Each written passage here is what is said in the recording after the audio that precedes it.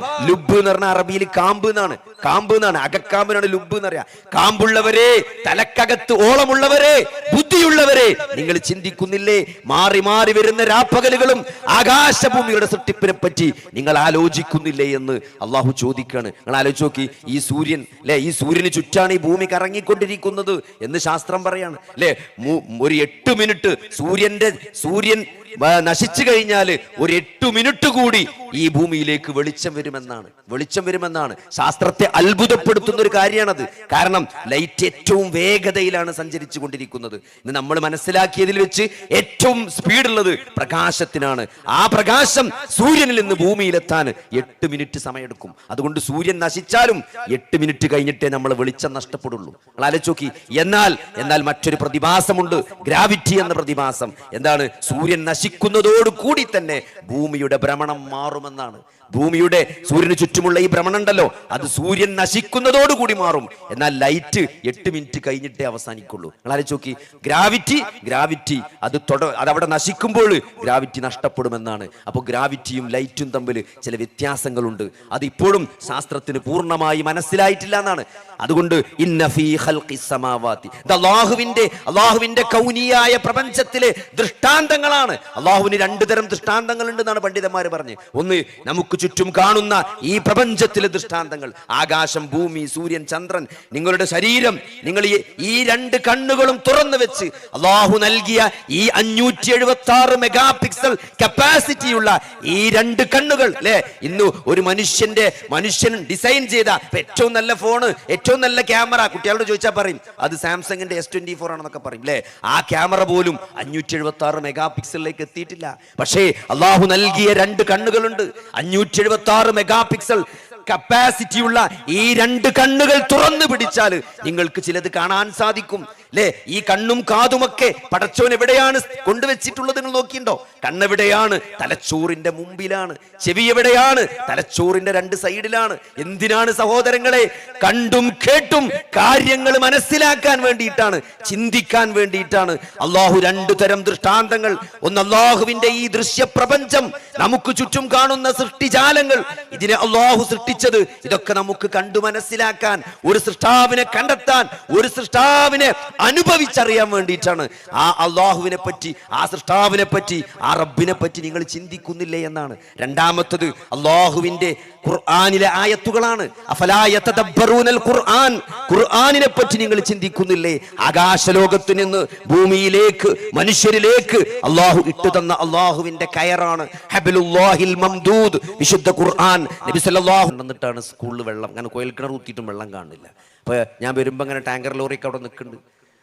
അങ്ങനെ ഞാൻ 4ാമത്തെ നിലയിലാണ് ക്ലാസ്. അപ്പൊ ആ നിലയിൽ നിന്ന് ഇങ്ങനെ നോക്കുമ്പോൾ എന്താ പറയുക, ചില മരത്തിന്റെ തൂമ്പുകൾ അല്ലെ, അടിയിന്ന് പൊന്തി വന്ന മരത്തിന്റെ ഏറ്റവും മേലെയുള്ള ആ പച്ച പുതിയ തൂമ്പുകൾ, നാമ്പുകൾ ഇങ്ങനെ കാണാൻ പറ്റും നമുക്ക് 4ാമത്തെ നിലയിൽ നിന്ന്. നിങ്ങൾ ആലോചിച്ച് നോക്കി. ആരാണ് ആ തൂമ്പിൽ വെള്ളം എത്തിക്കുന്നത്?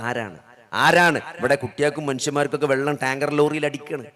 4 നിലക്ക് മുകളിൽ ഉയർന്നു നിൽക്കുന്ന ആ മരത്തിന്, വെള്ളമില്ലാത്ത സ്ഥലത്തെ ആ മരത്തിന്റെ ഏറ്റവും ഉയർന്നു നിൽക്കുന്ന തൂമ്പിൽ ഇലകളിൽ വെള്ളമെത്തിക്കുന്നത് ആരാണ്? അതിന്റെ മെക്കാനിസം എന്താണ്? അത്രയും ഇലകളിൽ വെള്ളമെത്തിക്കുന്നത് ആരാണ്? അതിന്റെ മെക്കാനിസം എന്താണ്? അത്രയും ഉയരത്തിൽ ഏത് മോട്ടറാണ് അവിടെ പ്രവർത്തിക്കുന്നത്? എത്ര HP പവറുള്ള മോട്ടറാണ് അവിടെ പ്രവർത്തിക്കുന്നത്? അതുകൊണ്ട് സഹോദരങ്ങളെ, 2 കണ്ണും തുറന്നു വെച്ച് അള്ളാഹുവിന്റെ സൃഷ്ടികളെ, അള്ളാഹുവിന്റെ സൃഷ്ടിപ്പിനെ പറ്റി നിങ്ങൾ ആലോചിച്ചാൽ അതിന്റെ പിന്നിലുള്ള ശക്തിയെ തിരിച്ചറിയാൻ ഒരാൾക്കും പ്രയാസമില്ലാത്ത രൂപത്തിലാണ് അള്ളാഹു നമ്മളെ സൃഷ്ടിച്ചിരിക്കുന്നത്. അതുകൊണ്ട് ആ സൃഷ്ടാവിനെ നിങ്ങൾ അറിയണം. നിങ്ങൾ അറിയണം, ആ അള്ളാഹു മാത്രമാണ് ആരാധനക്കർഹൻ എന്ന ആ കാര്യം നമ്മൾ അറിയുകയും, അതറിയുമ്പോഴാണ് അള്ളാഹുവിനെ പറ്റി എത്രത്തോളം നമ്മൾ മനസ്സിലാക്കുന്നു, അത്രത്തോളം നമ്മൾ അള്ളാഹുവിനെ സ്നേഹിക്കും എന്നുള്ളതാണ്. തന്റെ റബ്ബിനെ, അള്ളാഹു കാരുണ്യവാനാണ്. ആലോചിച്ച്, ഒരു മരുഭൂമിയിൽ ഒരു വാഹനം നഷ്ടപ്പെട്ട ഒരു യാത്രക്കാരൻ അല്ലെ. സാധാരണ കഥകളും നോവലുകളൊക്കെ വായിക്കുന്ന സന്ദർഭത്തിൽ മരുഭൂമിയിലെ യാത്രകളെ പറ്റിയുള്ള കഥകൾ വായിച്ചാൽ സാധാരണ പഴയ കാലത്തെ അറബികള് മരുഭൂമിയിൽ വാഹനം നഷ്ടപ്പെട്ട് കഴിഞ്ഞാൽ പിന്നെ ഒരു കുഴി കുത്തുന്നതാണ്. എന്നിട്ട് ആ കുഴിയിൽ കിടക്കുന്നതാണ്. എന്തിനറിയോ? മരിച്ചാൽ ഈ മണൽക്കാറ്റ് വന്നിട്ടാണ് മൂടിപ്പോയിക്കോളും, മൃഗങ്ങൾ കൊത്തി വലിക്കാതിരിക്കാൻ മൃതശരീരം. കാരണം മരണം ഉറപ്പാണ്, രക്ഷപ്പെടും ഒരു ചാൻസും ഇല്ല. കാരണം യാത്രക്കിടയിൽ ഒട്ടകം ആ ഒട്ടകത്തിന്റെ മുകളിലാണ് വെള്ളം എല്ലാം ഉണ്ടാകുക. അത് നഷ്ടപ്പെട്ട ഒരാളുടെ അവസ്ഥയാണ്. അങ്ങനെ ആ അവസ്ഥയിൽ നബി സല്ലല്ലാഹു അലൈഹി വസല്ലം പഠിപ്പിക്കുകയാണ്, ഒരു മരുഭൂമിയിലെ യാത്രക്കാരന് തന്റെ വാഹനം നഷ്ടപ്പെട്ടു. അയാൾ ആകെ ബേജാറായി, നാലുപാടും ഓടി നടന്ന് തെരഞ്ഞു നോക്കി, ഒരു രക്ഷയില്ല. തളർന്ന് അയാൾ മരുഭൂമിയിൽ വീണ് ഉറങ്ങിപ്പോയി. ആ ഉറക്കമെണീക്കണ സന്ദർഭത്തിൽ അയാൾ അടുത്ത ഒട്ടകം വന്നിങ്ങനെ നിൽക്കണം. എന്ത് സന്തോഷം ഉണ്ടാവും അയാൾക്ക്. നബി പറയണേ, നബി സ്വല്ലല്ലാഹു അലൈഹി വസല്ലം പഠിപ്പിക്കാണ്, ആ മനുഷ്യൻ എന്ത് സന്തോഷം ഉണ്ടാവും. അതേപോലെയാണ് ചെയ്തു പോയ തെറ്റുകൾ ഏറ്റുപറഞ്ഞ് അള്ളാഹുവിലേക്ക് ഖേദിച്ച് മടങ്ങുന്ന റബ്ബിന് അത്രയും ഇഷ്ടമാണ് എന്ത്, തൻ്റെ അടിമ തന്നിലേക്ക് ഖേദിച്ച് മടങ്ങുന്നത്. അപ്പൊ ആ അടിമക്ക് മരുഭൂമിയിലെ വാഹനം തിരിച്ചു കിട്ടിയ അടിമക്കുണ്ടാകുന്നതിനേക്കാൾ ഏറെ സന്തോഷമുണ്ട് തൻ്റെ റബ്ബിന് തൻ്റെ അടിമ ഖേദിച്ച് മടങ്ങുമ്പോൾ എന്നാണ്. ആലോചിച്ച് നോക്കി, അങ്ങനത്തെ ഒരു റബ്ബിനെ നിങ്ങൾക്ക് എങ്ങനെ സ്നേഹിക്കാതിരിക്കാൻ കഴിയും? അത്രയും കാരുണ്യവാനായ സ്വന്തം ഒരു മാതാവ് തൻ്റെ കുട്ടിയെ എത്രത്തോളം ഇഷ്ടപ്പെടുന്നുണ്ടാവും, എത്രത്തോളം സ്നേഹിക്കുന്നുണ്ടാവും, അതിനേക്കാളേറെ ഒരു റബ്ബ് തൻ്റെ അടിമയെ സ്നേഹിക്കുന്നുണ്ട് എന്ന് പറയുമ്പോൾ വദൂദ് എന്ന അള്ളാഹുവിൻ്റെ സിഫത്തുണ്ട്. ഏറ്റവും സ്നേഹമുള്ളവൻ, അല്ലേ, സ്നേഹം നിറഞ്ഞു നിൽക്കുന്നവൻ. അറബിയിൽ സ്നേഹത്തിന് കണ്ടമാന ലഫ്ളുകളുണ്ട്, പക്ഷേ അതിൽ ഏറ്റവും സ്നേഹം തുളുമ്പി നിൽക്കുന്ന വാക്കാണ് വദ്ദ യവുദ്ദു എന്ന് പറഞ്ഞ വദൂദ് എന്ന് പറഞ്ഞ പേര്. അള്ളാഹുവിൻ്റെ പേരാണ്. അള്ളാഹുവിനെ എങ്ങനെ അറിയാം? അള്ളാഹുവിനെ അറിയൽ അള്ളാഹുവിൻ്റെ നാമങ്ങളിലൂടെയാണ്. റബ്ബ്, അല്ലേ, റബ്ബ് ഘട്ടം ഘട്ടമായി വളർത്തിക്കൊണ്ടുവന്നവൻ. നമ്മളെ ചെറിയ ഒരു കാലഘട്ടം നമ്മൾ ആലോചിച്ചാൽ മതി. നമ്മൾ ഒന്നും അറിയാൻ, നമ്മൾ ജനിച്ചു വീണ സന്ദർഭത്തിൽ നമ്മൾ കരയുക മാത്രമാണ്, അല്ലേ. ഇവിടുത്തെ ഒരു നാക്കാലി പോലും ജനിക്കുമ്പോൾ ഓടും, അല്ലെ. ജനിച്ചു കഴിഞ്ഞാൽ ഉടനെ അത് പാടൊക്കെ പ്രസവിച്ചു കഴിഞ്ഞാൽ ആട്ടിന്റെ കുട്ടി തുള്ളിച്ചാടുന്നത് നമ്മൾ കാണുന്നുണ്ട്. ആരാണ് അതിനെ ഓട്ടം പഠിപ്പിച്ചത്? അല്ലെ, മനുഷ്യന്റെ കുട്ടിയോ? മനുഷ്യന്റെ കുട്ടി ഘട്ടം ഘട്ടമായിട്ടാണ് കാര്യങ്ങൾ പഠിച്ചു വരുന്നത്, അല്ലെ. ഒരു താറാവ് മുട്ട വിരിഞ്ഞ് അതിന്റെ കുട്ടികൾ ഇന്ന് പ്രസവിച്ച്, അല്ല, ഇന്ന് മുട്ട വിരിഞ്ഞ് പുറത്തേക്ക് വരുന്ന ആ താറാവിന്റെ കുഞ്ഞുങ്ങൾ നേരെ കുളത്ത് പോയിട്ട് ചാടി നീന്താണ്, അല്ലേ. കുളം മുമ്പ് കണ്ടിട്ട് പോലുമില്ല, പക്ഷെ ചാടി നീന്താണ്. ആരാണ് നീന്തം പഠിപ്പിച്ചത്? ആ മുട്ടക്കുള്ളിൽ ഏത് സ്വിമ്മിംഗ് പൂളിലാണ് ആ കുട്ടികൾ നീന്തം പഠിച്ചത്? അതാണ് ഫിർഔനിനോട് മൂസാ അലൈഹിസ്സലാം പറഞ്ഞത്, റബ്ബുനല്ലദീ അഅ്താ കുല്ല ശൈഇൻ ഖൽഖഹു സുമ്മ ഹദാ. അല്ലേ, ആ ഓരോ സൃഷ്ടിക്കും അതിൻ്റെ സൃഷ്ടിപ്പ് നൽകുകയും അതിന് ഗൈഡൻസ് നൽകുകയും അതിൻ്റെതായ ഒരു ഘടന നൽകുകയും ചെയ്തവനാണ് എൻ്റെ റബ്ബ് എന്ന് അതിൻ്റെ ജനിതകമായി ആലേഖനം ചെയ്തിട്ടുണ്ട്. നീന്തം അറിയാന്നുള്ളത്, ഓടുക എന്നുള്ളത്, നടക്കുക എന്നുള്ളത് ഓരോ സൃഷ്ടികൾക്കും അള്ളാഹു അതിൻ്റെ ജീനിൽ തന്നെ കൊടുത്തിട്ടുണ്ട്, കോഡ് ചെയ്തിട്ടുണ്ട്. ഇതൊക്കെ ചെയ്തവനാണ് എൻ്റെ റബ്ബ്. അള്ളാഹുവിൻ്റെ റബ്ബ് എന്ന പേര്, റഹ്മാൻ എന്ന പേര്, റഹീം എന്ന പേര്. അള്ളാഹു കാരുണ്യവാനാണെന്ന് പറയുമ്പം ഈ ലോകത്ത് എത്ര സൃഷ്ടിജാലങ്ങൾ അതിന്റെ സഹജീവികളോട്, അതിന്റെ മക്കളോട് കാണിക്കുന്ന കാരുണ്യല്ലേ, ഇതൊക്കെ അള്ളാഹുവിന്റെ കാരുണ്യത്തിന്റെ 100-1 എന്നാണ്.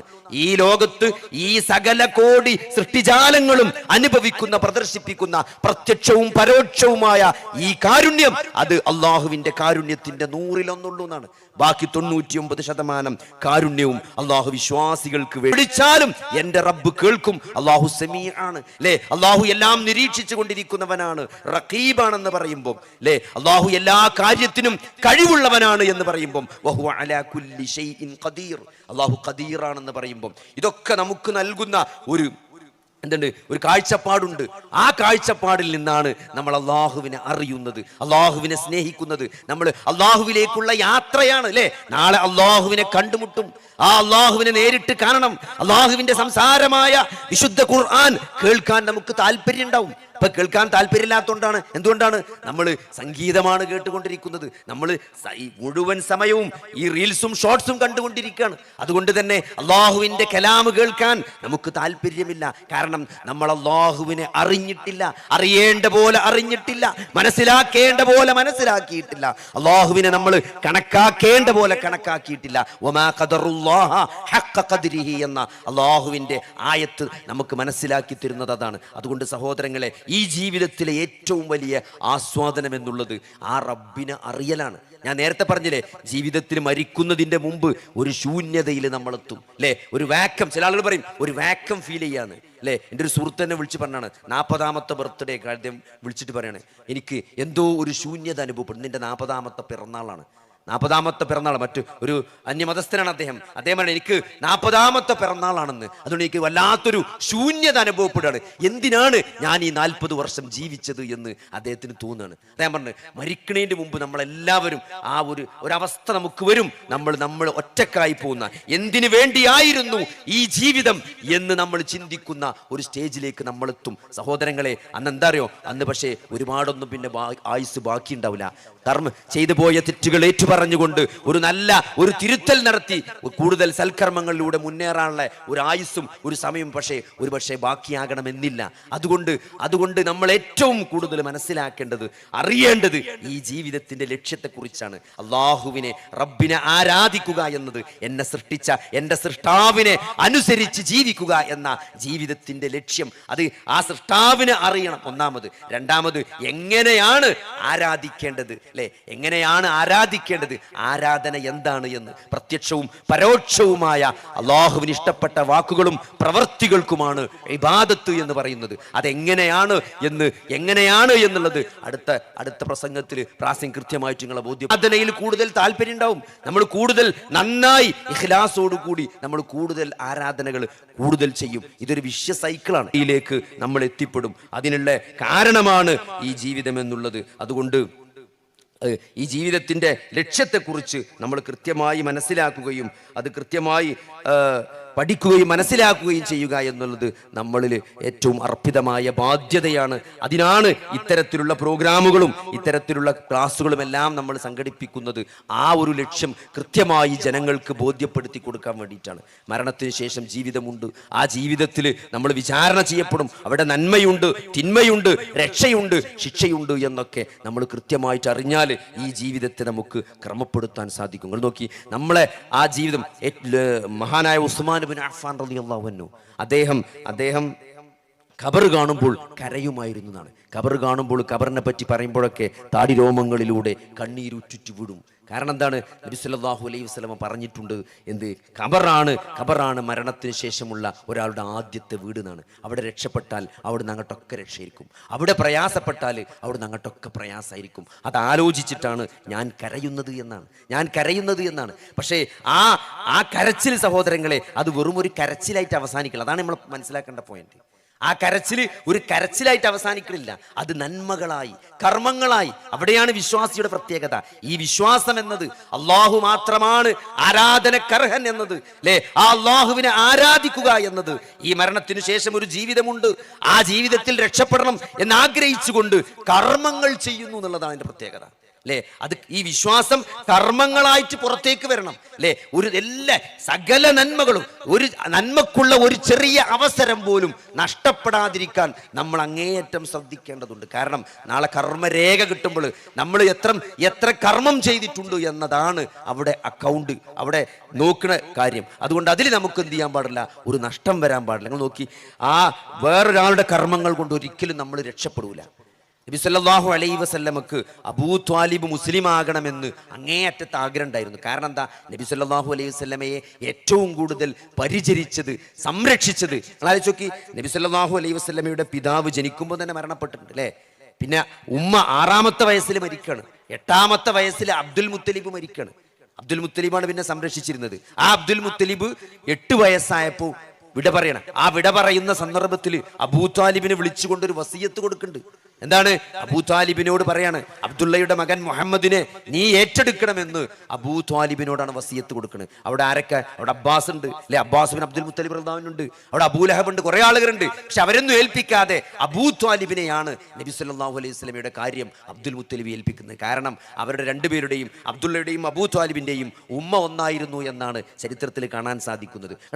ആ 8 വയസ്സുള്ള കുട്ടിയെ അബൂ ത്വാലിബ് ഏറ്റെടുത്തിട്ട് അബൂ ത്വാലിബ് മരിക്കുന്നത് നബിക്ക് 50 വയസ്സാവുമ്പോഴാണ്. 42 കൊല്ലമാണ് അബൂ ത്വാലിബ് നബിയെ സംരക്ഷിച്ചത്.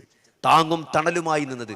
ആ ഒരു മനുഷ്യൻ മുസ്ലിമായിരുന്നെങ്കിൽ, വിശ്വാസം സ്വീകരിച്ചിരുന്നെങ്കിൽ എന്ന് നബി സല്ലല്ലാഹു അലൈഹി വസല്ലമ അങ്ങേയറ്റം ആഗ്രഹിച്ചു എന്നാണ് അല്ലേ. ആ മരണശയ്യയിൽ കിടക്കുമ്പോൾ പോലും നബി സല്ലല്ലാഹു അലൈഹി വസല്ലമ ചെന്നിട്ട് യാ അം ഖുൽ ലാ ഇലാഹ ഇല്ലല്ലാഹ്, അല്ലയോ പിതൃവ്യ താങ്കൾ ലാ ഇലാഹ ഇല്ലല്ലാഹ് പറയണമെന്നാണ്. പക്ഷേ അബൂ ത്വാലിബ് പറയാൻ തയ്യാറായില്ല എന്നാണ് അല്ലേ. നബി സല്ലല്ലാഹു അലൈഹി വസല്ലമയുടെ സങ്കടവും വിഷമാലോചിച്ച് നോക്കി നിങ്ങൾ. ആയത്തിറക്കി അല്ലാഹു എന്താണ്? ഇന്നക ലാ തഹ്ദീ മൻ അഹ്ബബ്ത, അല്ലയോ പ്രവാചകരെ താങ്കൾക്ക് ഇഷ്ടപ്പെട്ട ആളുകളെ ഹിദായത്തിലാക്കാൻ താങ്കൾക്ക് കഴിയുകയില്ല നബിയെ. നബി സല്ലല്ലാഹു അലൈഹി വസല്ലമക്ക് പോലും തന്റെ പിതൃവ്യനെ ഹിദായത്തിലാക്കാൻ സാധിച്ചിട്ടില്ല അല്ലേ. ഫാത്തിമ റളിയല്ലാഹു അൻഹ നബിക്ക് എന്തൊരു സ്നേഹമുണ്ടായിരുന്നു. ഓരോ പ്രാവശ്യം ഫാത്തിമ റളിയല്ലാഹു അൻഹ വരുന്ന സന്ദർഭങ്ങളിലൊക്കെ നബി സല്ലല്ലാഹു അലൈഹി വസല്ലമ ഫാത്തിമ നെറ്റിയിൽ ചുംബിക്കുമായിരുന്നു എന്ന് ഹദീസുകളിൽ കാണാൻ സാധിക്കും. അവസാനം നബി സല്ലല്ലാഹു അലൈഹി വസല്ലമ മരണശയ്യയിൽ കിടക്കാണ് അല്ലേ, അവസാനത്തെ നാളുകളിൽ കിടക്കാണ്. അപ്പൊ ഫാത്തിമ റളിയല്ലാഹു അൻഹ വരുന്നുണ്ട്. ആ ഒരു സന്ദർഭത്തിൽ മാത്രമാണ് നബി ചുംബിക്കാതിരുന്നത്. കാരണം അപ്പൊ തല പൊക്കാൻ പറ്റിയില്ല, തല പൊക്കാൻ പോലും നബിക്ക് കഴിയുമായിരുന്നില്ല എന്ന്. അതുകൊണ്ട് നബി ഇങ്ങോട്ട് ചേർത്ത് പിടിച്ചേക്കാണ് അല്ലേ, ഇങ്ങോട്ട് ചേർത്ത് പിടിച്ചേക്കാണ് നബി. അങ്ങോട്ട് പോകുന്നതിന് വരെ ഇങ്ങോട്ട് ചേർത്ത് പിടിച്ചേക്കാണ് നബി. ആ ഫാത്തിമ റളിയല്ലാഹു അൻഹ നബി സല്ലല്ലാഹു അലൈഹി വസല്ലം പറഞ്ഞതാണ്, ഫാത്തിമ നീ നിന്റെ ശരീരത്തെ നരകത്തിൽ നിന്ന് കാക്കണം കേട്ടോ എന്നാണ്. വാപ്പാക്ക് കഴിയില്ലട്ടോ മോളെ, വാപ്പാക്ക് നിന്നെ രക്ഷപ്പെടുത്താൻ സാധിക്കുകയില്ല എന്ന് മഹാനായ അഷ്റഫുൽ ഖൽഖ് സല്ലല്ലാഹു അലൈഹി വസല്ലമ നബി സല്ലല്ലാഹു അലൈഹി വസല്ലമ സ്വന്തം മകളോട് പറഞ്ഞിട്ടുണ്ടെങ്കിൽ, സഹോദരങ്ങളെ, ഏതെങ്കിലും സയ്യിദ് കുടുംബത്തിൽ ജനിച്ചു എന്നതോ, ഏതൊരു നല്ല വാപ്പാക്കും ഉമ്മാക്കും നല്ല ആബിദീങ്ങളായ മാതാപിതാക്കളുടെ മകനായി എന്നതുകൊണ്ടോ, സയ്യിദ് കുടുംബത്തിലെ അംഗമായി എന്നതുകൊണ്ടോ, ഏതെങ്കിലും ഷെയ്ഖിന്റെ മുരീദായി എന്നതുകൊണ്ടോ, ഏതെങ്കിലും ത്വരീഖത്തിൽ പോയി എന്നതുകൊണ്ടോ നാളെ നരകത്തിൽ നിന്ന് രക്ഷപ്പെടാൻ സാധിക്കുമെന്ന് നിങ്ങൾ വിചാരിക്കരുത് സഹോദരങ്ങളെ. നബി സല്ലല്ലാഹു അലൈഹി വസല്ലം പറയാണ്, അത് ഇബ്നു ഹാത്തിം ഉദ്ധരിക്കുന്ന ഹദീസിൽ കാണാം. നബി സല്ലല്ലാഹു അലൈഹി വസല്ലം നാളെ ഓരോരുത്തരും റബ്ബിന്റെ മുമ്പിൽ ഹാജരാക്കപ്പെടും. ഒരു ട്രാൻസ്ലേറ്റർ ഇല്ലാതെ, ഒരു തർജുമാൻ ഇല്ലാതെ ഓരോരുത്തരും അള്ളാഹുവിനോട് സംസാരിക്കുമെന്നാണ്. അപ്പോൾ ഒരാൾ തന്റെ വലതുവശത്തേക്ക് നോക്കും, അവിടെ അവൻ തന്റെ കർമ്മങ്ങൾ മുൻകൂട്ടി ചെയ്തു വെച്ച കർമ്മങ്ങളാണ് കാണുക. അപ്പോൾ അയാൾ തന്റെ ഇടതുവശത്തേക്ക് നോക്കും, അവിടെയും എന്താ കാണുക? മുൻകൂട്ടി ചെയ്തു വെച്ച കർമ്മങ്ങളാണ് കാണുക. അപ്പോൾ അയാൾ തന്റെ മുമ്പിലേക്ക് നോക്കുമെന്നാണ്, അവിടെ അയാൾ നരകത്തെ കാണുമെന്നാണ്. നരകത്തെ കാണും. അവിടെ നിർത്തിയിട്ട് അള്ളാഹുവിന്റെ റസൂൽ പറയാണ്, കാരക്കയുടെ ഒരു ചുള കൊണ്ടെങ്കിലും നിങ്ങൾ നരകത്തെ കാക്കണം കേട്ടോ എന്നാണ്. നരകത്തെ കാക്കണം കേട്ടോ. അതുകൊണ്ട് സഹോദരങ്ങളെ, നരകത്തിൽ നിന്ന് രക്ഷപ്പെടണമെങ്കിൽ നമ്മൾ കർമ്മങ്ങൾ ചെയ്തേ പറ്റൂ. വേറെ ആളുടെ കർമ്മങ്ങൾ കൊണ്ട് നമുക്ക് രക്ഷപ്പെടാൻ സാധ്യമല്ല. ആ കർമ്മങ്ങൾ ചെയ്യേണ്ട സമയമാണ്, വിലപ്പെട്ട സമയമാണ് ഇവിടെ കടന്നുപോയിക്കൊണ്ടിരിക്കുന്നത്. അതുകൊണ്ട് ആ കർമ്മങ്ങൾ ചെയ്യണമെങ്കിൽ, ആ കർമ്മങ്ങൾ സ്വീകരിക്കണമെങ്കിൽ ഏറ്റവും പ്രധാനപ്പെട്ടത് വിശ്വാസമാണ്. എത്ര തന്നെ സൽക്കർമ്മങ്ങൾ പ്രവർത്തിച്ചാലും, എത്ര വലിയ സാമൂഹ്യ പ്രവർത്തനങ്ങളും സാമൂഹ്യ സേവനങ്ങൾ നടത്തിയാലും അത് അള്ളാഹുവിന്റെ അടുത്ത് പ്രതിഫലം കിട്ടണമെങ്കിൽ ഇല്ലല്ലദീന ആമനൂ വഅമിലുസ് സ്വാലിഹാത്ത് പറയില്ലേ, ചില നല്ല വാപ്പാർക്ക് കുരുത്തം കെട്ട മക്കളുണ്ടാവും. എന്നിട്ട് പറയുന്നത് വാപ്പാനെ പറയിപ്പിച്ചാൻ വേണ്ടി, തറവാട്ടിനെ പറയിപ്പിച്ചാൻ വേണ്ടിയിട്ട് ഓരോ ജന്മങ്ങൾ ഉണ്ടാവും. അതേപോലത്തെ ഒരാളായിരുന്നു അബ്ദുല്ലാഹ് ഇബ്നു ജുദ്ആൻ. എന്നിട്ടോ അദ്ദേഹത്തെ കൊണ്ട് കുടുംബവും നാട്ടുകാരൊക്കെ ഇടങ്ങേറായി.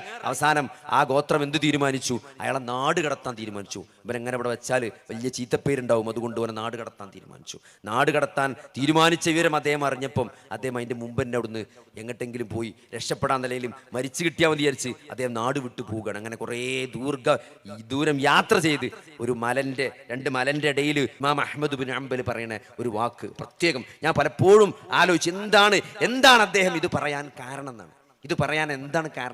അല്ലേ, എന്താണ്?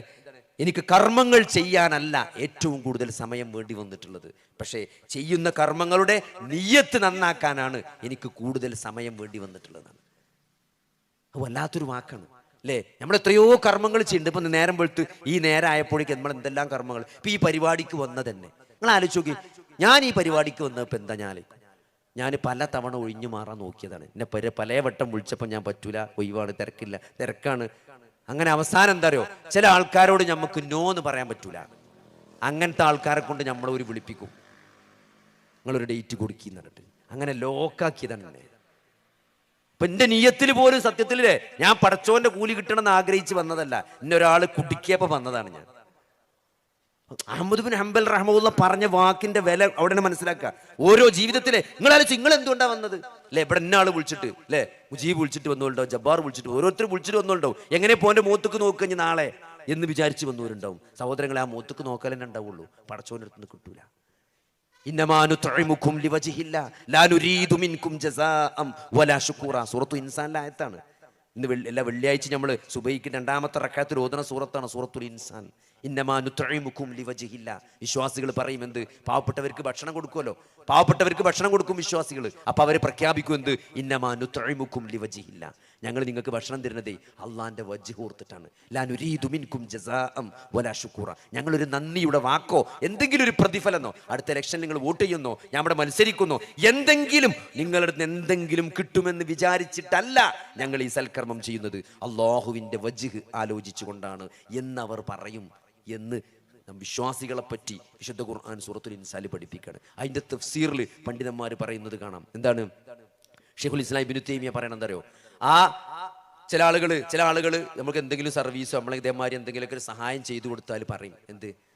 മോനെ പടച്ചോനെ കാക്കട്ടോ, വലിയൊരു കാര്യമാണ്. ചില മാമാരൊക്കെ പറയും വലിയൊരു കാര്യം, കിറ്റൊക്കെ കൊടുത്ത് പോരുമ്പോല്ലേ, നമ്മൾ കിറ്റൊക്കെ കൊടുത്ത് പോരും പറയും പടച്ചോങ്ങള് നിങ്ങൾക്ക് എന്തിട്ടെ ബർക്കത്തും ഹൈറൊക്കെ തരട്ടെ, അത്രയും കുടുങ്ങിയ വല്ലാത്തൊരവസ്ഥയിലാണ് ഞങ്ങൾ, അള്ളാഹു നിങ്ങൾക്ക് അതിലെ ഒരു പ്രതിഫലം തരട്ടെ എന്നൊക്കെ പറയും. അല്ലെങ്കിൽ നമ്മൾ നന്ദി പറയുമ്പം ചില ആൾക്കാർ പറയും ഒന്നും വേണ്ട അല്ലേ, നിങ്ങളുടെ ഒന്നും പ്രതീക്ഷിക്കില്ല, മാന്റെ പ്രാർത്ഥന ഉണ്ടായാൽ മതി എന്ന് ചില ആൾക്കാർ പറയും. നിങ്ങളെ പ്രാർത്ഥന ഉണ്ടായാൽ മതി.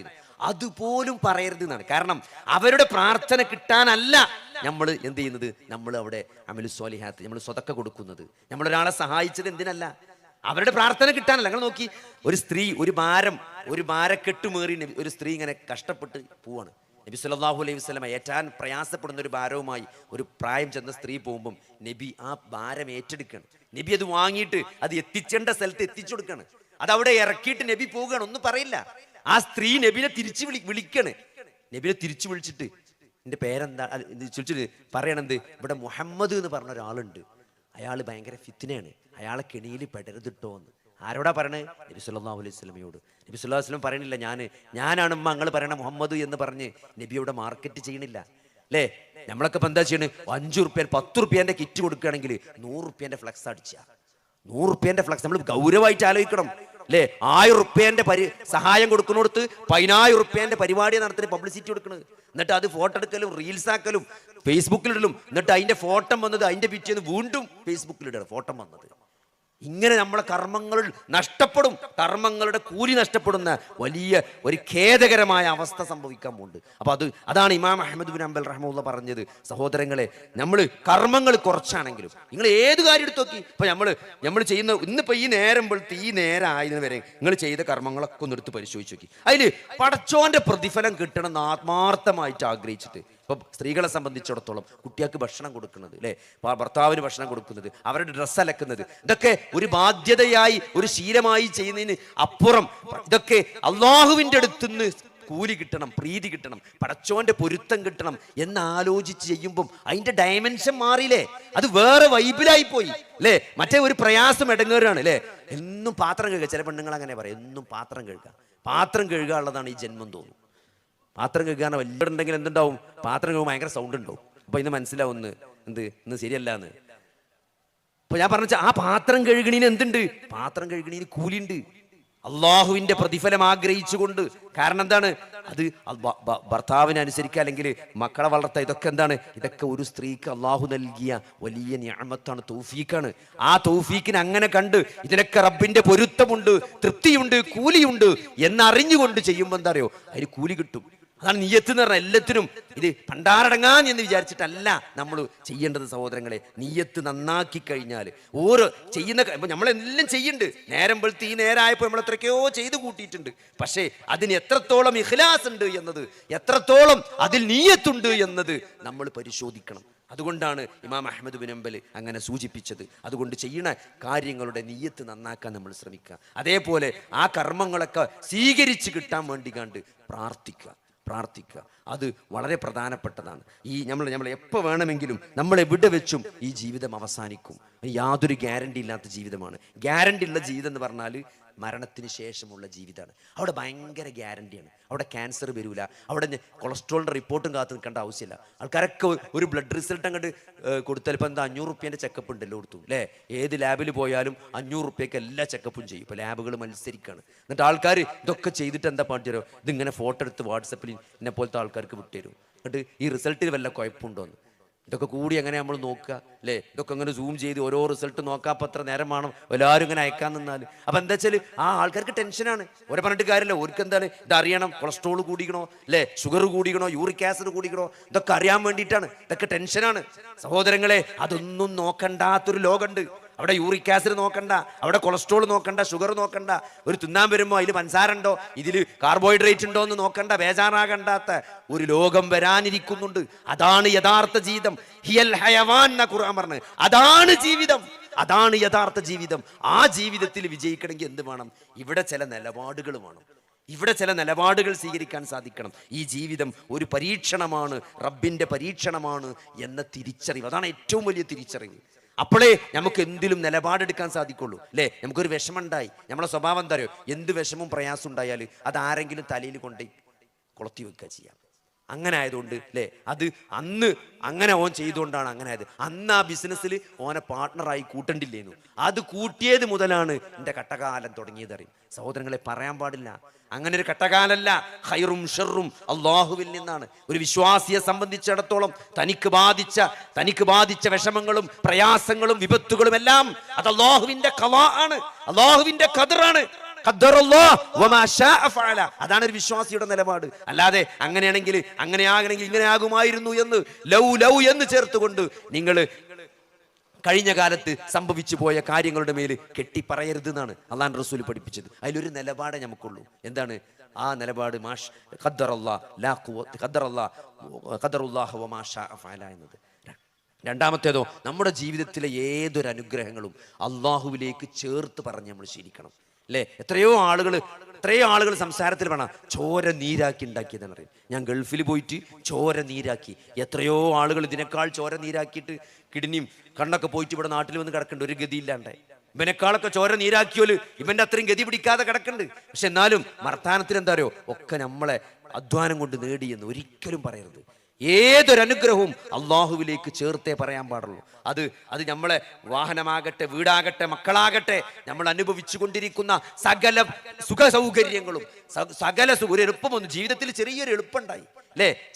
ഒരു ചെറിയ ആശ്വാസം വന്നു. ഒക്കെ പടച്ചോനിലേക്ക് ചേർത്ത് പറയാം. മാഷാ അല്ലാഹ് ലാ ഖുവത ഇല്ലാ ബില്ലാ. എല്ലാ വെള്ളിയാഴ്ചയും സൂറത്തുൽ കഹ്ഫ് നമ്മൾ ഓതിക്കൊണ്ടിരിക്കുകയാണ് അല്ലേ? 2 തോട്ടക്കാരുടെ സംഭവത്തിലൂടെ അള്ളാഹു നമ്മളെ പഠിപ്പിക്കുകയാണ്. എന്ത്? അങ്ങനെ നമ്മൾ പറയണം. നമ്മുടെ നിലപാടെന്താണ്? ഖുൽ മാഷാ അല്ലാഹ് ലാ ഖുവത ഇല്ലാ ബില്ലാ. അതുകൊണ്ട് ഏതൊരു അനുഗ്രഹവും പടച്ചോനിലേക്ക് ചേർത്ത് പറഞ്ഞുകൊണ്ട് നമ്മൾ ശീലിക്കണം എന്നുള്ളതാണ്. അതുകൊണ്ട് സഹോദരങ്ങളെ, അവസാനിപ്പിക്കുകയാണ്. ജീവിതം എന്നുള്ളത് ഒരു ചെറിയ ജനനം കൊണ്ട് തുടങ്ങി മരണം കൊണ്ട് അവസാനിക്കുന്ന ഒരു ചെറിയ ഫ്രെയിമിലേക്ക് നമ്മൾ അതിനെ ചെറുതാക്കി എന്നുള്ളതാണ്. അതിലൊരു പ്രയാസമില്ലാതെ ഇങ്ങനെ മുന്നോട്ട് പോകണമെന്നാണ് എല്ലാവരുടെയും ആഗ്രഹം. നമ്മൾ ആ ഫ്രെയിമിനെ ഒന്ന് മാറ്റി എഴുതേണ്ടതുണ്ട്. നമ്മുടെ ജീവിതം എന്നത് മരണത്തോടുകൂടി ആരംഭിക്കുന്ന, മരണമില്ലാത്ത, പ്രയാസങ്ങളില്ലാത്ത, വലിയ എന്നേക്കുമുള്ള, എന്നും നിലനിൽക്കുന്ന ഒരു വലിയ ജീവിതത്തിൻ്റെ ഫ്രെയിമാണ് നമ്മൾ കാണേണ്ടത്. അവിടെ എന്താണ്? അവിടേക്കുള്ള കർമ്മങ്ങൾ ചെയ്യാനുള്ള ഒരു ലോകമാണ്, ഒരു പരീക്ഷണത്തിൻ്റെ വേദിയാണ്. ഇവിടെ അള്ളാഹു നന്മയും തിന്മയും, പ്രയാസവും സുഖവും ദുഃഖവും, എളുപ്പവും പ്രയാസവും എല്ലാം, സങ്കടവും ദുഃഖങ്ങളും എല്ലാം, സന്തോഷവും സങ്കടവും ഒക്കെ മാറി മാറി നൽകും. പക്ഷെ ഇതൊന്നും നമുക്ക് ആസ്വദിക്കാൻ പറ്റാത്ത എന്താ പറയുക, ചില കാര്യങ്ങൾ ഇബ്ലീസ് അല്ലെങ്കിൽ ആളുകൾ നമുക്ക് ഒരു സന്തോഷമായി നമ്മളെ മുമ്പിൽ അവതരിപ്പിക്കുന്ന കുറേ കാര്യങ്ങളുണ്ട് അല്ലേ? ചില ആളുകൾക്ക് പണമായിരിക്കും, ചില ആളുകൾക്ക് കളിയായിരിക്കും, ചില ആളുകൾക്ക് പ്രശസ്തിയായിരിക്കും. അങ്ങനെ വ്യത്യസ്തകരമായ ദുനിയാവിൻ്റെ കാര്യങ്ങളെ സന്തോഷമായിട്ട് ആളുകൾ കണ്ടെത്തുകയാണ്, അതിൽ സന്തോഷമടയാണ്. അത് ജീവിത ലക്ഷ്യമായി മാറിക്കൊണ്ടിരിക്കുകയാണ്. നമ്മുടെ യഥാർത്ഥ ലക്ഷ്യത്തിൽ നിന്ന് ആളുകൾ തെറ്റിപ്പോവുകയാണ്. അപ്പോൾ അവിടെ നമ്മൾ ഈ ശരിയായ ലക്ഷ്യത്തെ തിരിച്ചറിഞ്ഞുകൊണ്ട് അതിൽ സന്തോഷം ഉണ്ടാക്കുക. ഒരു ജോലിയിൽ ഒരു സമ്പാദ്യം കൂടി എന്നത്, അല്ലെങ്കിൽ ഇന്നത്തെ വരുമാനം കൂടി എന്നതല്ല നമ്മുടെ സന്തോഷത്തിന്റെ മാനദണ്ഡമാകേണ്ടത് അല്ലേ? നമ്മുടെ സങ്കടം എന്നുള്ളത്, ഇന്ന് അസർ ജമാഅത്ത് എനിക്ക് നഷ്ടപ്പെട്ടു, അത് വലിയൊരു സങ്കടമാണ്. സങ്കടമാണ്. നോക്കി, ആ ഒരു വൈബാണ് സഹാബത്തിന് അള്ളാഹുവിന്റെ റസൂല് പകർന്നു നൽകിയത്. ആ 13 വർഷത്തെ മക്കാ ജീവിതത്തിൽ റസൂലുള്ളാഹി സ്വല്ലല്ലാഹു അലൈഹി വസല്ലമ സഹാബത്തിന് നൽകിയ ഒരു ബോധം അതാണ്. ഈ മരണത്തിന് ശേഷം ഒരു ജീവിതമുണ്ട്, അവിടെ രക്ഷപ്പെടണം, അവിടേക്ക് വേണ്ടി കർമ്മങ്ങൾ ചെയ്യണം. അതുകൊണ്ട് ദുനിയാവ് അവർക്ക് ഒരു പ്രശ്നമായിരുന്നില്ല. ദുനിയാവിലെ നഷ്ടങ്ങൾ അവർ നഷ്ടമായി കണ്ടില്ല എന്നാണ് അല്ലെ. കഴിഞ്ഞ ദിവസം പോലും ആ മസ്ജിദുൻ നബവിയിൽ പോയപ്പം അവിടെ കാർപ്പറ്റ് ഇങ്ങനെ ഒരു സ്ഥലത്ത് കുറച്ച് മാറ്റി വെച്ചൊരു സ്ഥലമുണ്ട്. അപ്പോ എൻ്റെ സുഹൃത്തിനോട് പറഞ്ഞു, ഇവിടെയാണ് ബൈറൂഹാ തോട്ടമുണ്ടായിരുന്നത്, ആ കിണറുണ്ടായിരുന്ന സ്ഥലമാണിതെന്ന്. ആ കിണറുണ്ടായിരുന്ന സ്ഥലമാണിത്. വിശുദ്ധ ഖുർആനിലെ ലൻ തനാലുൽ ബിർറ എന്ന ജുസ് തുടങ്ങുമ്പോൾ ഒരു ആയത്താണല്ലോ ലൻ തനാലുൽ ബിർറ എന്നുള്ള. ആ ആയത്തിറങ്ങാനുള്ള കാരണം, ആ ആയത്തിറങ്ങിയപ്പോൾ സഹോദരങ്ങളെ, ആ ബൈറൂഹ തോട്ടം, അതായത് നിങ്ങൾ ഇഷ്ടപ്പെടുന്നത് അള്ളാഹുവിൻ്റെ മാർഗത്തിൽ ചെലവഴിക്കുന്നത് വരെ നിങ്ങൾ വിശ്വാസികളാകുകയില്ല എന്ന ആയത്തിറങ്ങിയപ്പം അബൂദർദാ റളിയല്ലാഹു അൻഹു എന്ത് ചെയ്തു, ആ തൻ്റെ തോട്ടം, ആ നല്ല കിണറൊക്കെ ഉണ്ടായിരുന്ന മസ്ജിദ് നബവിയോട് ചേർന്ന് എല്ലാവരും നബിയും സഹാബത്തൊക്കെ ഇടയ്ക്ക് വന്ന് വിശ്രമിക്കുമായിരുന്ന കൺകുളിർമയുള്ളൊരു തോട്ടമായിരുന്നു. ആ തോട്ടം അള്ളാഹുവിൻ്റെ മാർഗത്തിൽ ദാനം നൽകിയതാണ്. ആ ആയത്തിറങ്ങിയപ്പം. അപ്പം എന്താണ്, മരണത്തിന് ശേഷമുള്ളൊരു ജീവിതത്തിൽ അത് വിജയമായി അവർ കണ്ടു എന്നാണ് നബി സ്വല്ലല്ലാഹു അലൈഹി വസല്ലം ആയിഷ ബീവിയോട് പറയണ്ടല്ലോ, കൊടുത്തത് നഷ്ടമല്ല, കൊടുത്തതാണ് ബാക്കിയാകുന്നത്. നമ്മൾ ബാക്കി വെച്ചതല്ല ബാക്കിയാണ്. നമ്മളെ വിചാരം എന്താ അറിയോ, ബാക്കി വെച്ചതാണ് ബാക്കിയാകുന്നല്ല. ബാക്കി വെച്ചത് അനന്തരാവകാശികൾ ഓഹരി വെച്ചെടുക്കും. അത് നമുക്ക് അതിൽ എന്തുണ്ടാവില്ല, നമുക്ക് അതിൽ ഓഹരി ഉണ്ടാവില്ല. സഹോദരങ്ങളെ, നമ്മളതെന്ന് പറഞ്ഞാൽ നമ്മൾ കൊടുത്തതാണ്. ആ ഒരു കാഴ്ചപ്പാടാണ് വിശുദ്ധ ഖുർആനിലൂടെ 23 വർഷത്തെ ഖുർആനിന്റെ വഹിയിന്റെ തണലിലൂടെ വിശ്വാസികൾ, സഹാബത്ത് അതാണ് നേടിയത്. അതാണ് സഹാബത്ത് താബിഈങ്ങൾക്ക് പകർന്നു നൽകിയത്. ആ ഒരു കാഴ്ചപ്പാടാണ് താബിഈങ്ങൾ അവരുടെ അടുത്ത തലമുറകളിലേക്ക് പകർന്നു നൽകിയത്. 1400 വർഷമായിട്ട് ഇസ്ലാമിന്റെ പൈതൃകം അതാണ്. ആ മൻഹജതാണ് സഹോദരങ്ങളെ. അത് കൃത്യമായിട്ട് പഠിക്കാനും മനസ്സിലാക്കാനുമുള്ള അവസരങ്ങളും സന്ദർഭങ്ങളുമാണ് ഇത്തരത്തിലുള്ള പരിപാടികൾ. അതുകൊണ്ട് ഇത് ഹക്കിന്റെ കൂട്ടായ്മയാണ്. അള്ളാഹുവിന്റെ തൗഹീദ് പ്രചരിപ്പിക്കാൻ, അള്ളാഹുവിന്റെ വഹദാനിയത്ത് പറയാൻ, അള്ളാഹുവിന്റെ റിസാലത്തിനെ കുറിച്ച്, പ്രവാചകന്മാരെ കുറിച്ച്, ആ പ്രവാചകന്മാരുടെ ദൗത്യത്തെക്കുറിച്ച്, അവർക്ക് അവതരിപ്പിച്ച വേദഗ്രന്ഥങ്ങളെ കുറിച്ച്, അത് നൽകുന്ന സന്ദേശങ്ങളെ കുറിച്ച് പറയാൻ. ഈ മരണത്തിന് ശേഷം ഒരു ജീവിതമുണ്ട്. ഇവിടെ അവസാനിക്കുന്നതല്ല ജീവിതം, മരണത്തിന് ശേഷം തുടങ്ങാനിരിക്കുന്നതാണ് യഥാർത്ഥ ജീവിതമെന്ന. അതിൽ രക്ഷ കിട്ടണമെങ്കിൽ ഇവിടെ ഈ സർവ്വലോകരക്ഷിതാവായ, നമ്മളെ സൃഷ്ടിച്ച, നമ്മളെ നിയന്ത്രിക്കുന്ന ഏകനായ റബ്ബിനെ മാത്രം ആരാധിക്കണം. ആരാധനയുടെ ഒരു ഭാവവും അള്ളാഹു അല്ലാത്ത ഒരു ശക്തിയിലേക്കും തിരിയാൻ പാടില്ല എന്ന തൗഹീദ് നഷ്ടപ്പെടാതെ കെടാതെ കാത്തു സൂക്ഷിക്കണം. അള്ളാഹുവിനെ കുറിച്ച് പഠിക്കണം, അറിയണം. അള്ളാഹുവിന്റെ വഹിയിലൂടെ, വഹിയാകുന്ന ഖുർആനിലൂടെയും ഹദീസിലൂടെയും നമ്മൾ അള്ളാഹുവിന്റെ നാമങ്ങളും ഗുണങ്ങളും വിശേഷണങ്ങളും പ്രവർത്തനങ്ങളും അറിയുകയും പഠിക്കുകയും അത് പ്രയോഗവൽക്കരിക്കുകയും കൂടുതൽ ഇബാദത്തുകൾ ചെയ്യുകയും റബ്ബിനെ കൂടുതൽ സ്നേഹിക്കുകയും ചെയ്യുമ്പോൾ നമ്മൾ ആ ഒരു മാർഗത്തിലാവും. കാരണം അള്ളാഹു നമ്മളെ കൈവിടൂല. അള്ളാഹുവിലേക്ക് നമ്മളൊരു ചാണെടുത്താൽ അള്ളാഹു നമ്മളിലേക്ക് ഒരു മുഴമെടുക്കുമെന്നാണ്. അള്ളാഹുവിലേക്ക് നമ്മൾ നടന്നാൽ അള്ളാഹു നമ്മളിലേക്ക് ഓടുമെന്നാണ്. അതുകൊണ്ട് സഹോദരങ്ങളെ, ഈ ദീന് പഠിക്കാനും അത് മനസ്സിലാക്കാനും അത് പ്രയോഗവൽക്കരിക്കാനും അത് പ്രചരിപ്പിക്കാനും നമ്മൾ കൂടെ നിൽക്കുക.